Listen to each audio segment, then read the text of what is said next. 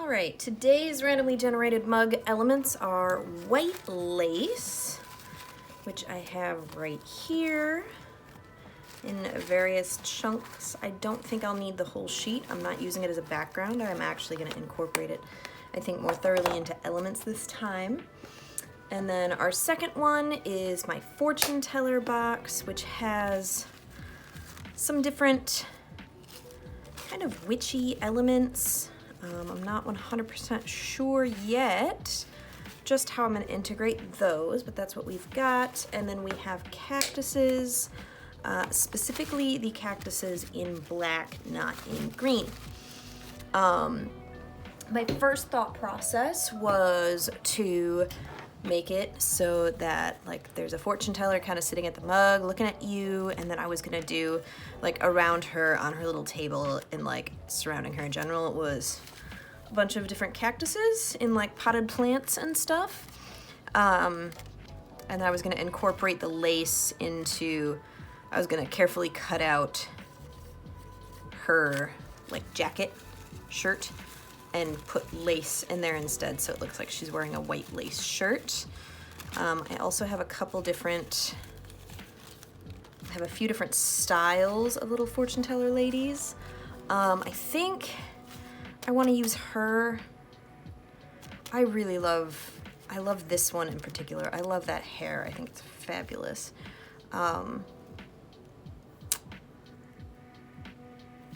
Although I could leave the shirt and I could use some of the different clouds and stuff that are on the sheet, and I can use the lace as the background of the clouds. That could be fun. I gotta think about it. So I'm gonna look through these. I haven't done a ton with these sheets specifically, so I'm not sure the extent of all the stuff that I have going on. I could also put the lace in the moons as well. That would look really pretty.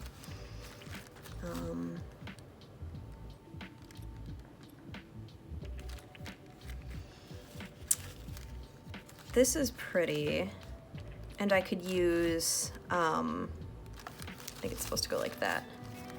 I could use the cactuses and like, maybe make it look like there's a cactus tattoo on the hands or something. That could be interesting. And I chose a round mug for this one because I just think it'll work well. Or I could do the hands, and then inside the crystal ball is a cactus, and then this just be a very simple, like just on the front style mug. I don't feel like this mug is gonna need a ton of stuff going on. I really like these. I was gonna use one of the fortune teller ladies, but I think these hands are really calling to me. These are really cool. So I think I'm gonna go with that. Yes, I'm gonna go with that before I talk myself out of it. I do think I'm gonna use, I like this moon. So let's go with that moon.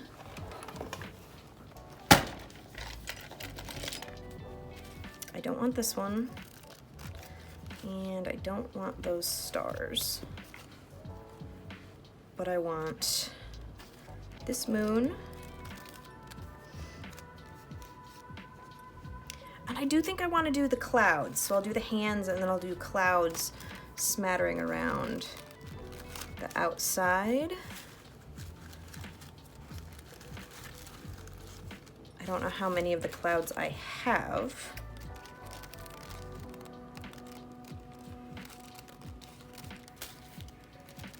Have at least two.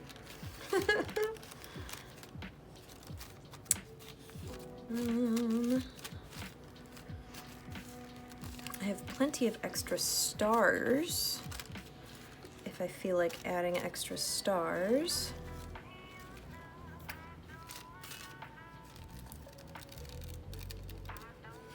We'll see. Put those aside just in case. I definitely used the clouds for the ring bowl that I used this design sheet for at one point. I don't think I'm gonna do the clouds because I only have like 3 of them, and that is not nearly enough to fill up those spaces. So I think it is gonna end up being like just on the front of the design. Ooh, I think I'll do the hands, I'll do lace. And then, yeah. The hands I'll make lace, so it'll look like she's wearing lace gloves. I do still want this moon. I think I'm gonna put the moon and some stars. Do I? No. Do I wanna deal with, not on this mug. Okay, so never mind to the stars. And then I'm gonna put a cactus on the inside of the crystal ball. The question is, what kind of cactus? I think I like that one. This is kind of silly, but I like it. I'm here for it. I'm here for the silly.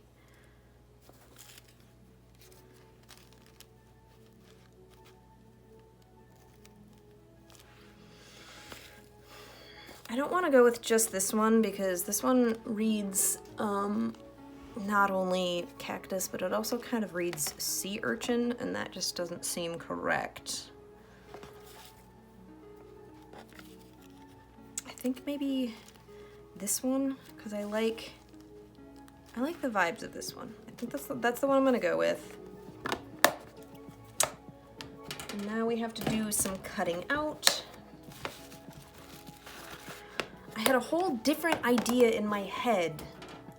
That's generally how these work, is I have this idea of something that I want to do, and then when I start like pulling elements and really breaking down the ideas, I come up with different ones. It's about a 50-50 split. I come up with ideas, and about 50% of the time, that's what I'm doing. I'm too stubborn to switch it. I like it a lot. And then a good portion of the rest of the time, I'm like, ooh, what about this cool, fun idea instead? And I come up with a whole new thing I want to do. Okay, the question is, how do I want to go about this? Oh, this is going to be a huge pain in my butt. Okay. I need to cut out the open space on the hands.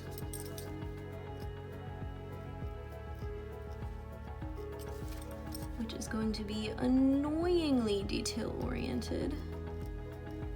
Normally, if I was filling in an object, I would just cut all the way around it, but with all of these little lines and everything, it actually would be more difficult, I think, to do it that way. So I will cut out the hand, and then I will lay the transfer down, and then on top of then I'll lay the lace over top of this, which right up here, now that the edge of this wrist is gonna be kind of a pain probably, but what I'll do is I'll use some of this extra paper to mask off that little corner so I don't get any overlap, or I could just erase it. I'll figure it out. There's ways. There's different ways I could go about it.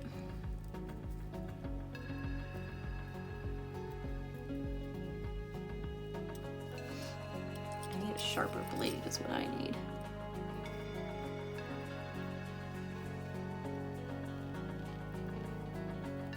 This would be easier if I just caved and got up and got a different blade. But I might end up being too stubborn for that.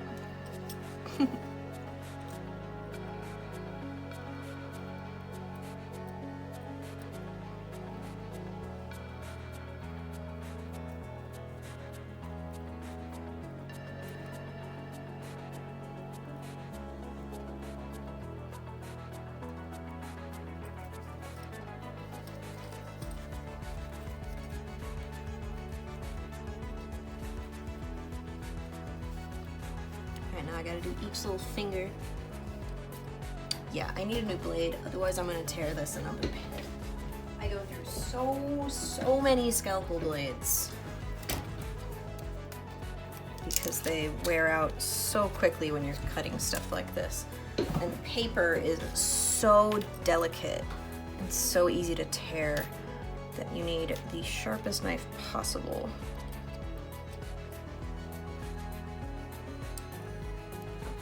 But all of these blades that are too dull to be doing this work, I can use to carve pottery later, so. They all ended getting used until they are no more. But in this context, they lose their usefulness pretty quickly.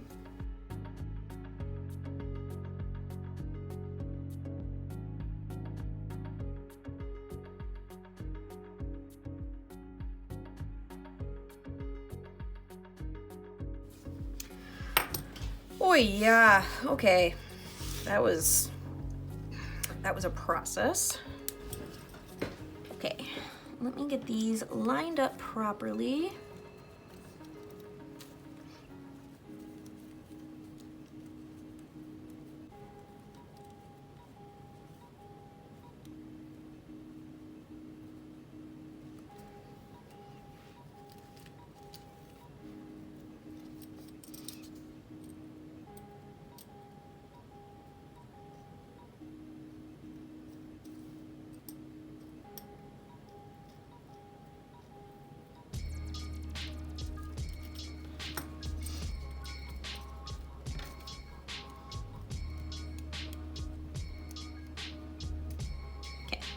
I don't want that little chunk. All right, let's do this and hope for the best.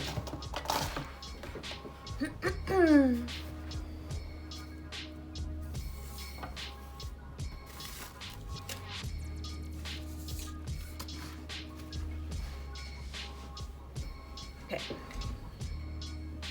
Like I said, going with a round boy here. And then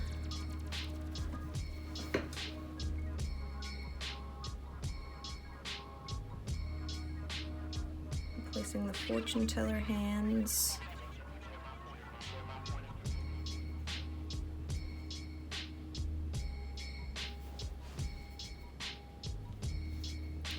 As close to front and center as I can manage.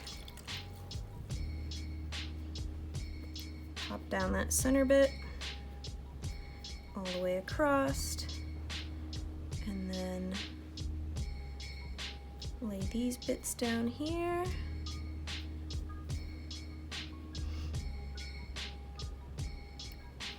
And I'm gonna get the fingers to lay properly, and then the wrist.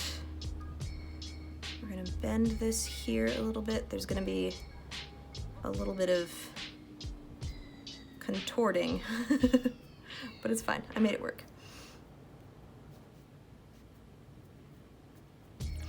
Whenever there's a curved surface, you gotta anticipate that some things are gonna warp a little bit. And so you have to make some strategic moves. And see, I can barely notice something was wrong. Okay.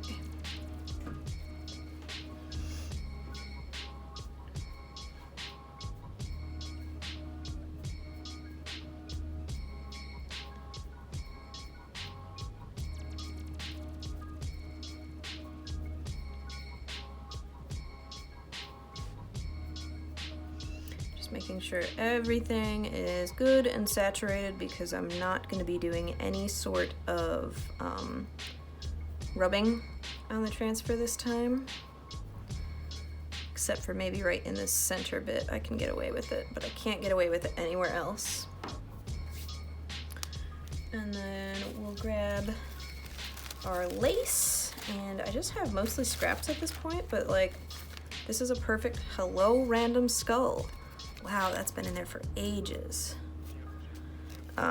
Scraps work out well for this one because there's only enough space to cover, as I really have scraps, so I don't need to be cutting out random chunks from a larger sheet. So it actually works out really well that way. Okay, so what we're gonna do is we're just gonna lay this down and stamp it in on top of the hand. And then anything that goes over the edges, I will just carefully clean up when I'm done. When all is said and done, all the design work is finished. Same situation, I'm gonna really saturate that transfer, trying to pay attention to where the hand actually is so I stop wasting time and the time I'll have to waste cleaning up the edges. I think this one's gonna be cool. Okay. All right, good clean transfer. And then all this edge stuff I will clean up. I will gently scrape it off and then smooth it off after. And then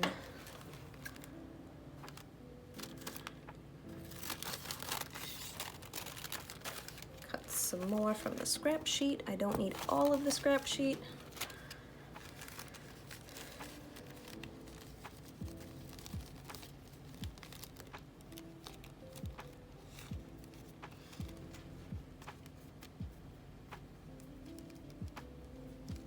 And same deal. I can kind of see the raised edges of where the fingers and the hand ends, so I can use that as a guide for where I'm adding the water.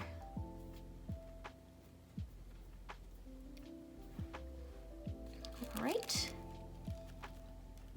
Cool. And then we'll peel off the big section, and this is gonna get real, this is probably gonna tear in a bunch of places, so I'm gonna have to make sure I go in and get all the bits. Turns out it really didn't tear in many places at all. Looks like just one right here.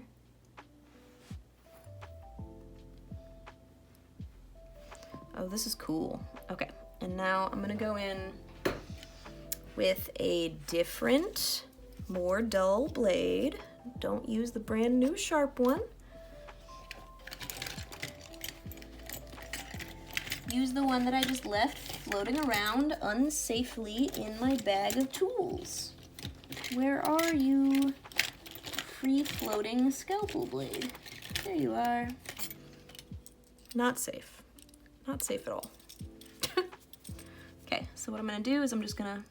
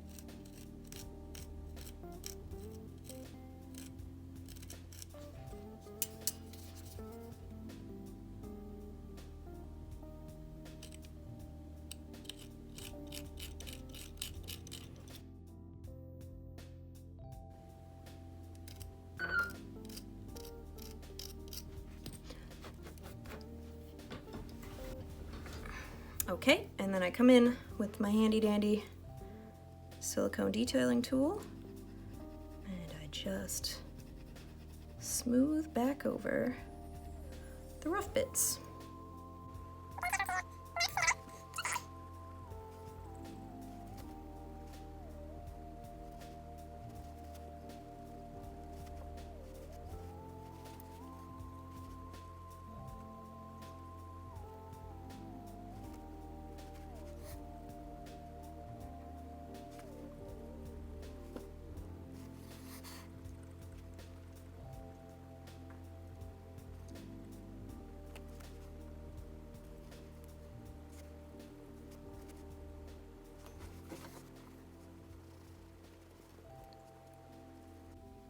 Smoothing over it with a little bit of water kind of integrates those textures together nicely, so that if for some reason the texture of the smoothing were to show up when the mug is finished, kind of more seamlessly blends the two together.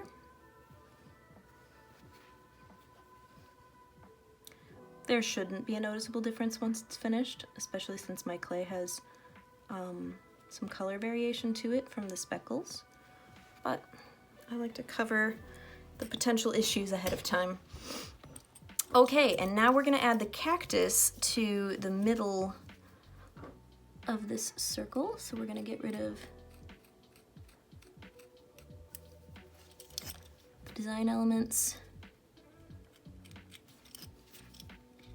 in here as well.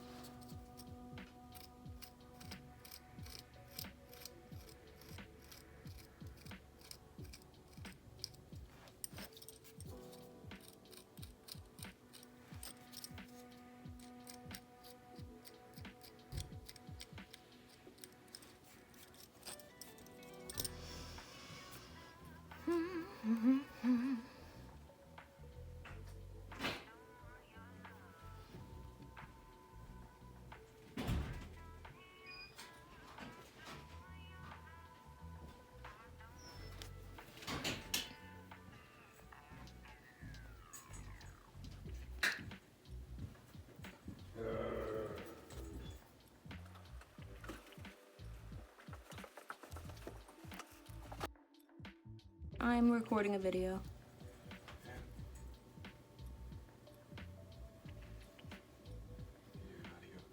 Yeah.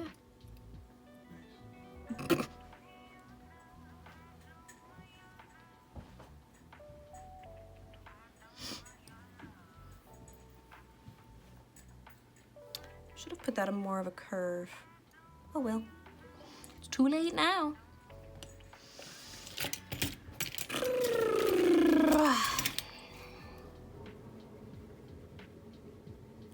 It is where it is, and it's where it is where it's gonna live. There's no getting around it.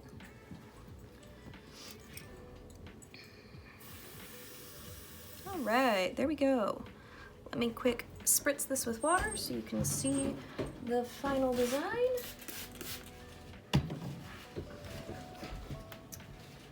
And how cool is that? I think that's really cool. I like that.